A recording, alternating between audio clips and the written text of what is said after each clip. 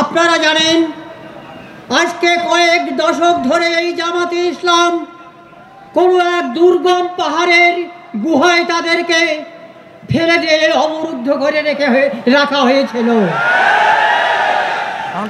কিন্তু আল্লাহ তাআলার নির্মম পরিহাসে আমরা আজকে মুক্ত আকাশের নিচে কথা বলতে পেরে এই জন্য আমরা নিজেকে গর্ববোধ করছি।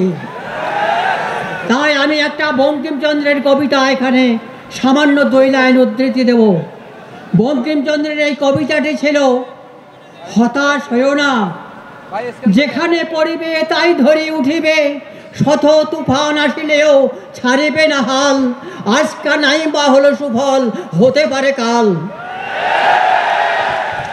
সংগ্রামী বন্ধুগণ, আমরা যদি এই বাংলাদেশকে কবজাগত আমরা পার্লামেন্টে যেতে পারি, তাহলে এই দেশের একটি নতুন শাসন ব্যবস্থা কায়েম হবে। এই দেশের জনগণ সবাই আমরা দারিদ্রতার সীমার নিচে বসবাস করি।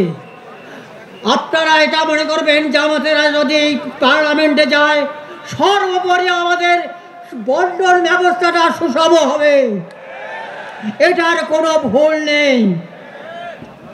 সংগ্রামী বন্ধুগণ, আমি আর বেশি বক্তব্য বাড়াতে চাই না, আমার সময় মাত্র 2 মিনিট। আমি আবারও আপনাদেরকে ঐকান্তিকভাবে ভালোবেসে তবে একটি কথা বলতে চাই, ভূ রাজনীতিতে আগের দিন আর নাই, হিন্দু নৌকা ছাড়া ভোট দেয় না। আমার এই মিঠাপুকুরে বদরগঞ্জে বহু আত্মীয় আছে। এই মাজারুল ভাইয়ের এলাকায় Gopinathpur union, Madhupur union, Changmari union এবং কাদিরহাট ইউনিয়নে আমার অনেক আত্মীয় আছে। তারা তার সপক্ষে ছাড়া বিপক্ষে ভোট দেবে না। এবং মিঠাপুকুরের আমাদের রব্বানি ছাড়ের আমার বহু আত্মীয় আছে এবং তার পাশে আমার আত্মীয় আছে। তারা বলেছে আমরা রব্বানি ভাইকে ছাড়া কাউকে জাতীয় নির্বাচনে ভোট দেব না। আমরা আশা করি আমাদের রংপুরে 33টি আসনকে আমরা যদি বিজয় করতে পারি, জামাতে ইসলামের এটাই হবে আমাদের জীবনের সার্থকতা। এই স্বাধীন বাংলার জামাতে ইসলামের বড় সার্থকতা হবে এটাই।